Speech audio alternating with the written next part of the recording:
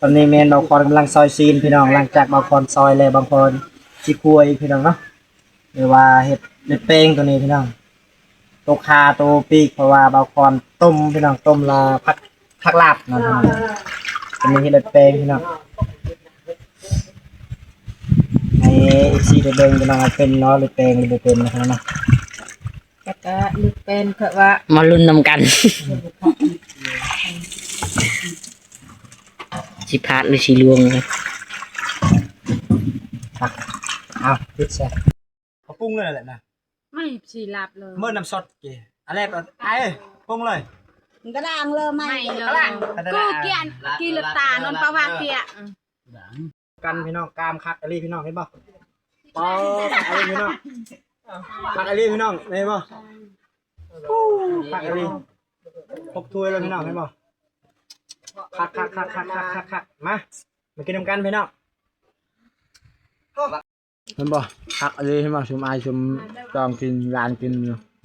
แซ่บอะไรพี่น้องเล่นปัง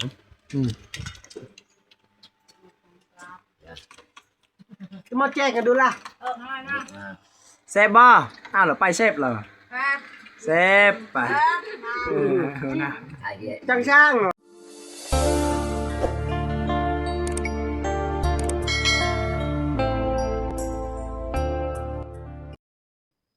กับทักทายสวัสดีและสวัสดีพ่อแม่พี่น้องระบายซีพังไทยและกับพังลาวในต่างประเทศพี่น้องเนาะตอนนี้มาพูดมาพอกับซองบาคอนสวรรค์ใส่ปัญญาอีกแล้วกับบุมียังพี่น้องบาคอนชิดหรือเป้งปิดจะน้อยพี่น้องเพราะว่าหลังจากสักเข้าไฮไอแล้วเนาะเพิ่นพาเป็ดตัวนึงเช้านี้แล้วก็กินลาบงูตอนนี้เนาะตอนพีนกินลาบเป็ดอีพี่น้องบาคอนชิดลาบพร้อมแล้วก็เลือดเป้งพร้อมพี่น้องเอาไปติดตามกันนะพี่น้องเนาะว่าสิเป็นเลือดเป้งหรือว่าจะน้อยไปติดตามกันเลยจะน้อยพี่น้องบาคอนสปาดมาแล้วบ่ก็ต้องอะไรมาก่อนมืดกล้าจะต้องอะไรเหรอนี่เหรอ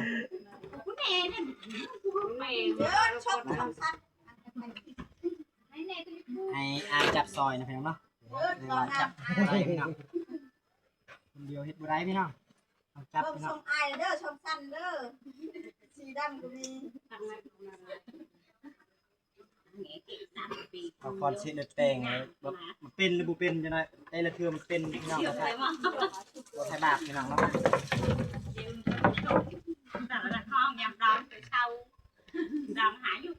ยุดนี่ฮะยุดเกี่ยต่อเลยตั้งเลยยุดไว้ไปเดี๋ยวไว้นี่เลยเนาะทีนี้หลังปาดพี่น้องเพราะว่าหลังจากปาดแล้วบอกความสิต้มนะพี่น้องเนาะให้เขาต้มพี่น้องเพราะว่าบาคอนปาดซีนให้ออกก่อน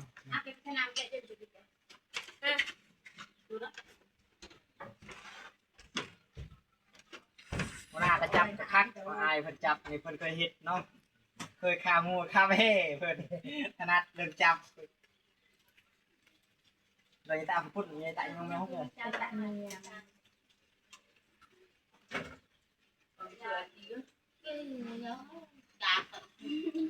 นี่คือหน้าเราลงยกบ้านก็บ้านแก๊กเดินตะบักไป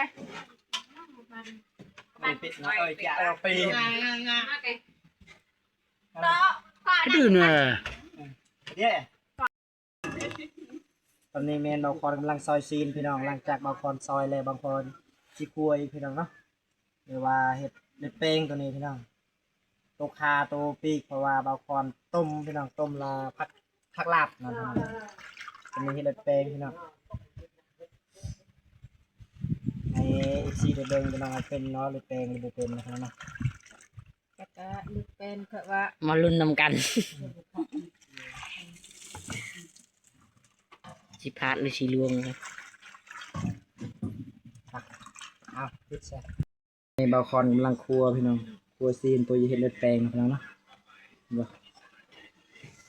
ครัวให้มันสุกพี่น้อง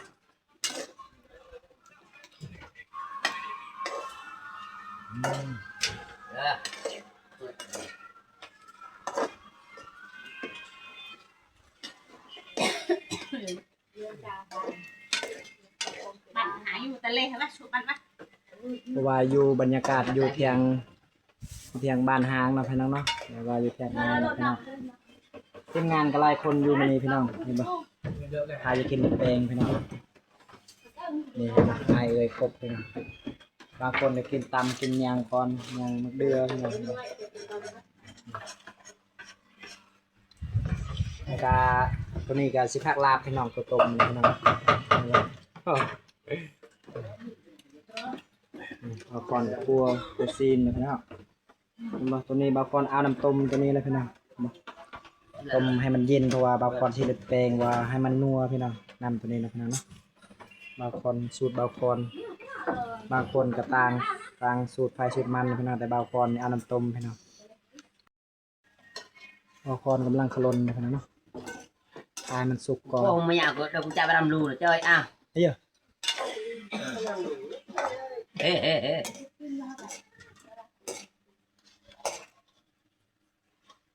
เจอไม่ที่จานอะไรไปดิเฮ้ยว่าละ สุกแล้วนะพี่น้องเนาะบางคนสีปรุงเลยพี่น้องแต่ว่าบางคนให้มันเย็นก่อนนะเนาะตัวนี้บางคนสีปรุงเลยเนาะ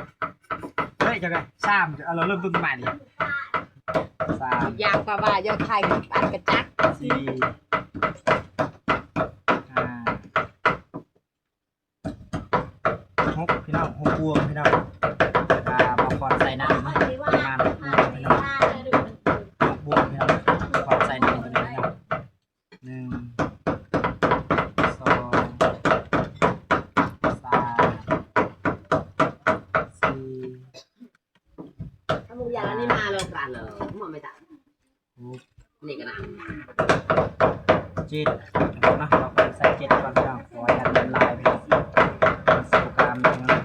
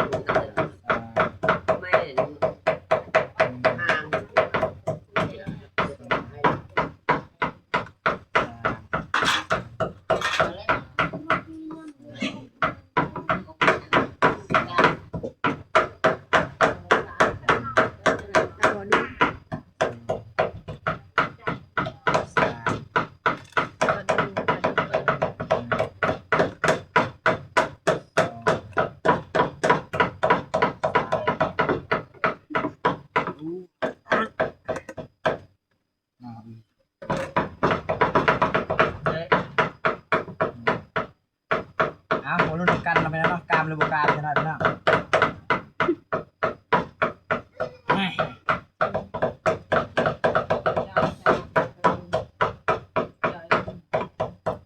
มันเจาะน้ำบ่อย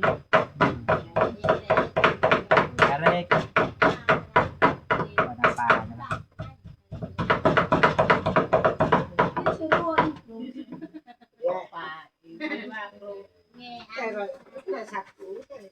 นะละครที่อธิบายแล้วมั้งพี่น้องไม่ว่ากามดูกามมันรุ่นกันอยู่นะพี่น้องประมาณ5 นาทีพี่น้องก่อนทานนะเนาะสูตรบาคอนนี่เพราะว่าบาคอนเอาเลือดไว้งานนะพี่น้องเนาะเป็ด1 โลนี่ประมาณน้ำปลานี่หรือว่า3หรือว่าน้ำเปล่านี่หรือว่า5พี่น้องแล้วก็เป็ดตัว2 โลแล้วก็น้ำปลา5แล้วก็น้ำเปล่านี่เก้าพี่น้องแล้วก็เป็ดตัวนี้เนาะบาคอนปลาที่นี่คือว่าเป็ดใหญ่พี่น้องประมาณ3 โลก็3 โลปลายพี่น้อง3 โล 2 กรัมแล้วก็บาคอนเอา7ส่วน11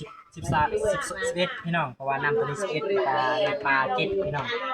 นำรุ่นนำกันกามดูกามเลยพี่น้องเนาะ จ่ายไป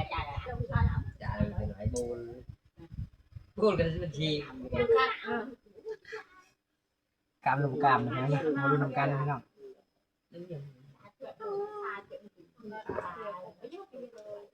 เขาปรุงเลยแหละนะ ไม่สีหลับเลย เมื่อน้ำซดกี่อันแรกก่อนปรุงเลย มันก็ดังเลยไม่เลยกูเกียนกีลตานนปะวาเกีย กันพี่น้องกามคักอะไรพี่น้องเห็นป่ะปออะไรพี่น้อง ผักอะไรพี่น้องเห็นบ่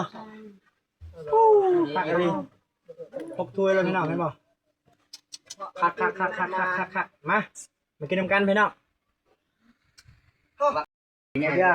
เกียมกำลังสิจัดพาเขาพี่น้องกินตอนเที่ยงพี่น้องเห็นบ่ มาอย่าดึงบนดาว ไปละ เห็นบ่ รักไล่เกินจะ ทีมงานกระลายพี่น้อง18คนมื้อนี้พี่น้อง แล้วหนูมานั่งแต่กัน เห็นบ่มีแป้งบาคอนเฮ็ดกินนี่เลยสูตรบาคอนพี่น้องถือว่าคัดไปเลยพี่น้องกามอยู่พี่น้องโอ้สีมือบาคอนพี่น้องเห็นบ่คือบาคอนอธิบายแต่ว่าถูกสูตรบาคอนเฮ็ดหน่อย เตะ นะ น้ำมวย แต่ละเทื่อบาคอนเฮ็ดถือว่าบ่ผิดพลาดพี่น้องถือว่ากามคักเลยพี่น้องเอาไอ้ยับนี่ก็เจ้าภาพอันนี้เจ้าภาพอายนะพี่น้องอายเจ้าภาพเป็ดเลยนี่พี่น้องเจ้าของเป็ดเอาทำกันพี่น้องในกายซีทุกคนนะพี่น้องเนาะเอาละเตี้ยวเลยกินข้าวนำกันพี่น้อง เลย เห็นปะมากระเตี้ยวบาคอนกับคักเดี๋ยวกินดิบพี่น้องนี่อันนี้บาคอนเนาะสุกพี่น้องตัวนี้เป็นลาบพี่น้องตัวลาบสุกพี่น้องจามจามให้พี่ลุง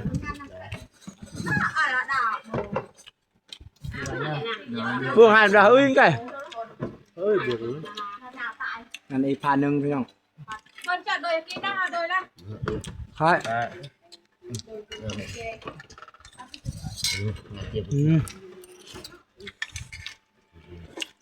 เป็นไรนี่เห็นบ่คักอะไรเห็นบ่ชมอายชมจองกินร้านกินอยู่แซ่บเลยพี่น้อง เล่นปัง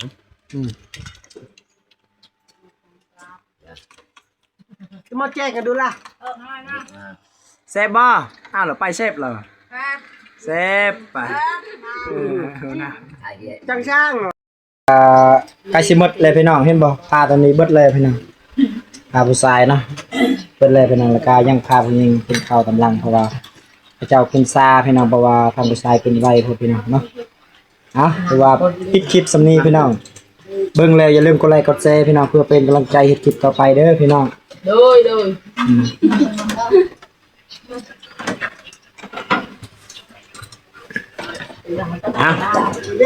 บ๊ายบายพี่น้อง